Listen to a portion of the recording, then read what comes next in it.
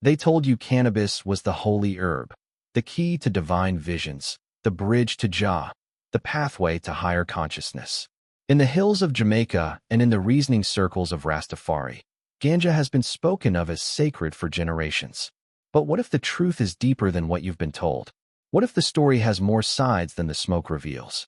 In this video, we'll explore the spiritual roots of cannabis in Rastafari culture, the beliefs that give it its sacred reputation, and the reality of what it may be doing to your mind, spirit, and soul.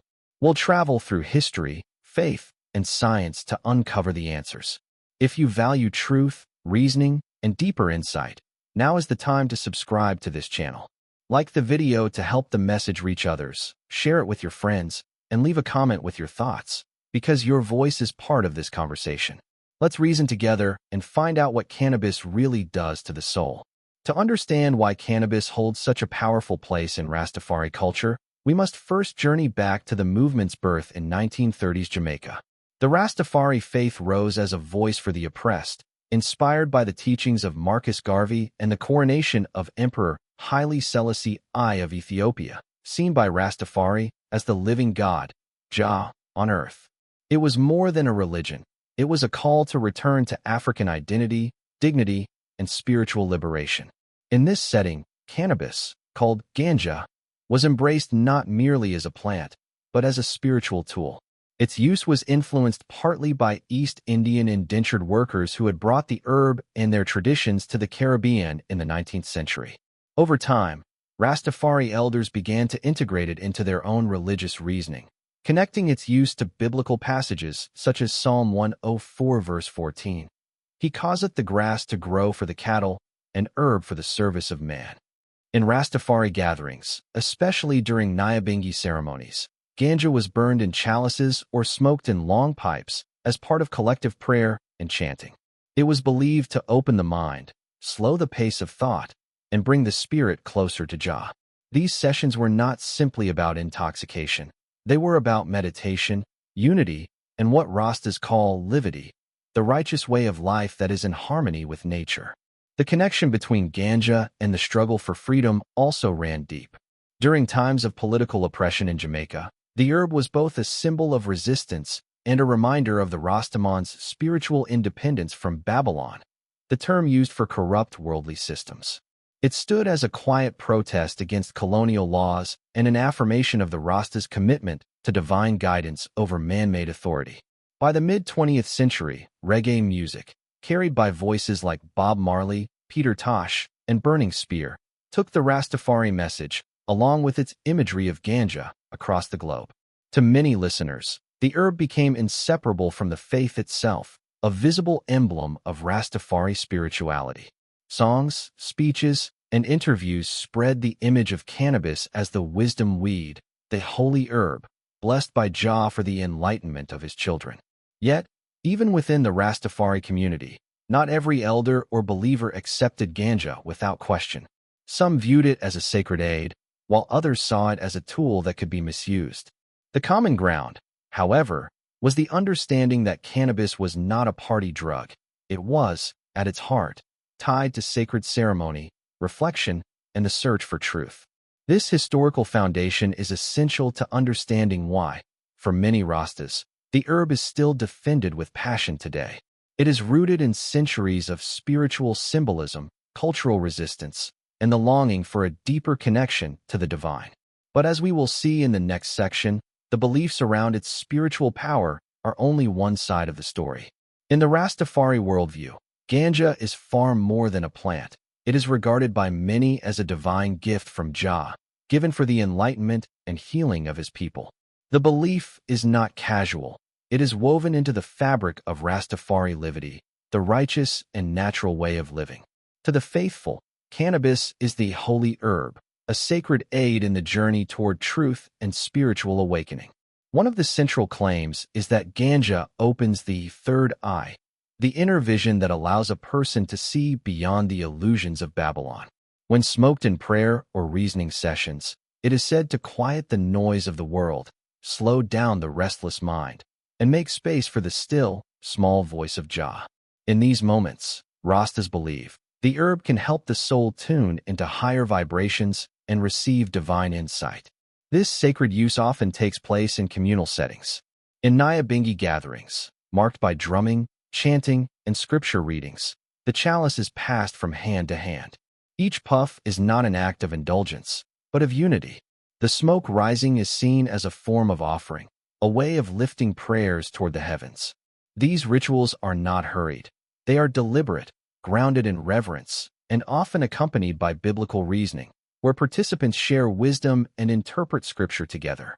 Rastafari teachings also link ganja to healing, not only of the body, but of the spirit. Some believers reference Genesis 1 verse 29. Behold, I have given you every herb bearing seed. To you it shall be for meat. This is understood as a divine endorsement of plant medicine. For ailments of the body, cannabis is believed to bring relief. For ailments of the soul, it is seen as a balm that softens anger, eases anxiety, and opens the heart to forgiveness. Beyond ceremony, ganja is thought to help break mental chains. In a world full of distraction, materialism, and false idols, Rastafari view the herb as a reminder of life's true priorities: spiritual growth, community, and connection to nature. Many testify that it inspires deeper creativity, sharper reflection, and an increased sense of oneness with Jah's creation. However, the belief in ganja's spiritual power is not without conditions. Elders often teach that it must be used with respect, intention, and self-control. To light the herb carelessly, or to seek only pleasure without purpose, is to misuse what Jah has provided. The herb, they say, is a tool, but it is the heart and mind of the user that determine whether it builds or destroys.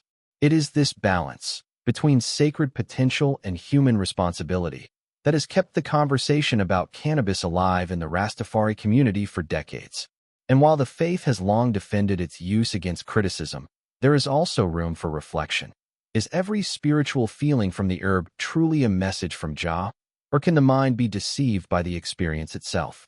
In the next section, we will step outside the bounds of belief and look at what modern science and psychology reveal about cannabis, the effects that may confirm some of these spiritual claims and the ones that challenge them. Stepping away from tradition for a moment, let us look at what modern science and psychology have discovered about cannabis. At the heart of its effects is THC, tetrahydrocannabinol, the main psychoactive compound in the plant. THC binds to receptors in the brain's endocannabinoid system, a network that helps regulate mood, memory, appetite, and perception of time. When THC enters the bloodstream, it alters the way neurons communicate. This shift can slow reaction time, change sensory perception, and create the sensation that time is moving differently. It is here that many people report the mind feeling opened, colors seem richer, music feels deeper, and thoughts may take unexpected turns. In a spiritual setting, this can feel like revelation. THC can also enhance certain types of creativity. Studies have found that it may encourage divergent thinking, the ability to generate multiple ideas and see connections that might not appear in a sober state. For a Rastafari reasoning session, where reflection and symbolic thinking are common, this can give the impression of heightened insight. However, science also shows that these effects come with trade-offs. While THC may temporarily expand creative thinking, it can also impair working memory, the brain's short-term information processor. This means that profound realizations felt during a session may be harder to recall later, and logical sequencing can be disrupted. Over time, heavy and frequent use can contribute to motivational decline and difficulty in focusing without the substance. Another key point: altered states are not the same as genuine spiritual awakening. In neuroscience, the vivid experiences produced by THC are explained as changes in brain chemistry, not necessarily as direct communication from a higher power. This does not disprove the feelings of connection that many describe, but it does raise the question: is the insight coming from an eternal source, or from the way the brain is being temporarily rewired? Cannabis also affects the emotional system. For some, it reduces stress and promotes feelings of peace.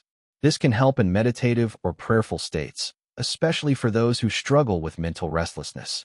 But for others, particularly at higher doses, THC can increase anxiety, paranoia, or disorientation. experiences that pull the mind away from stillness and clarity. Science, then, neither fully confirms nor fully denies the Rastafari spiritual claims.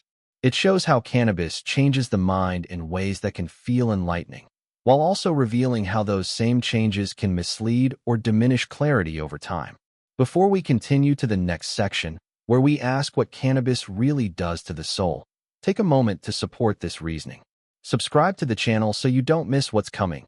Like the video if you're finding it thought-provoking, share it with someone who needs to hear both sides, and drop a comment with your perspective. Your voice adds to the wisdom we're building here. When we bring the history, beliefs, and science together, a clearer picture begins to emerge.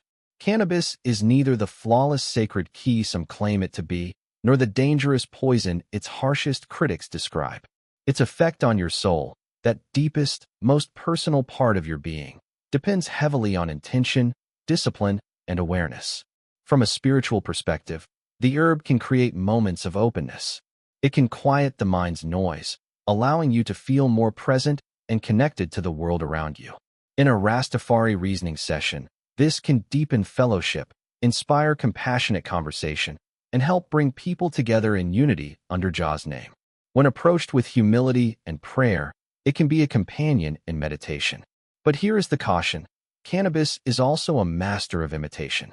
It can produce sensations that feel like divine revelation, when in truth they may be no more than chemical illusions, a brain under the influence of THC. True spiritual awakening, as taught by prophets and elders across cultures, is not dependent on any substance. It is the result of ongoing discipline, moral living, and a heart open to guidance from above. A substance may offer a glimpse, but it cannot replace the inner work. There is also the question of dependency. If the herb becomes a constant crutch, the soul may grow used to reaching for it in every moment of prayer, creativity, or rest. Over time, this can weaken your spiritual independence. Instead of standing in the presence of Jah on your own strength, you may feel unable to do so without smoke in the air. That is a quiet kind of bondage, the very opposite of the freedom Rastafari liberty seeks. Elders in the movement have spoken on this. Some warn that the overuse of ganja clouds rather than clarifies, dulling the sharpness of spiritual discernment. They remind the younger ones that the herb was always meant to be used in moderation, in sacred space, and with clear intention, not as an escape from reality, but as a way to face it with courage and wisdom. Science supports some of these warnings. It tells us that frequent cannabis use can affect motivation, memory, and emotional balance. If those effects begin to shape your spiritual life, you may find your vision narrowing instead of expanding. And in spiritual matters, anything that dims the light of truth must be questioned. So, what does cannabis really do to your soul? It can offer moments of peace, creativity, and connection, but it can also create illusions, dependency, and distraction from the true path. The answer depends on how you use it, why you use it, and whether you remain in control of it or allow it to control you. Before we move to the final reflection, I want to invite you once again to take part in this reasoning beyond just watching. Subscribe to the channel for more in-depth conversations like this. Like the video if you've gained a new perspective, and share it with someone who's only heard one side of the story. And in the comments, let me know, do you believe cannabis brings you closer to Jah, or does it hold you back from finding the truth? Your insights will guide the community forward. We have walked together through the history of cannabis in Rastafari, the spiritual claims that surround it, the science that explains its effects, and the deeper questions about its true impact on the soul. We have seen how the herb rose from a cultural symbol of resistance and unity, how it was embraced as a sacred aid in meditation, and how modern understanding offers both validation and caution. What emerges is a truth that cannot be simplified into all good or all bad. Cannabis is a plant with real power, power to help focus the mind, deepen moments of peace, and inspire creative and spiritual reflection. But it also holds the power to cloud judgment, create dependency, and offer illusions in place of authentic spiritual growth. The soul's journey is delicate. It demands honesty, discipline, and a willingness to face reality without masks. If cannabis is to have a place in that journey, it must be used with reverence, clear intention, and awareness of its limits. For some, it may open a door, For others, it may become a wall. The responsibility lies with the seeker to discern the difference. As we close, I want to turn the reasoning over to you. What do you think? Has cannabis brought you closer to Jah, to your highest self, or to truth? Or has it been a distraction, a detour, or even a barrier? Share your thoughts in the comments. Your voice is part of this collective wisdom. Let's keep the conversation alive, because only through open dialogue can we see the full picture. If you found this video meaningful, I encourage you to subscribe to the channel so you can join us for future reasonings. Like this video to help spread the message. Share it with friends so they too can hear both sides of the story, and tell us what topic you'd like us to explore next.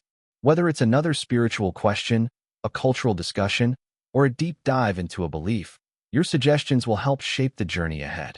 Until next time, walk in peace, live in truth, and keep your eyes open to the light of wisdom.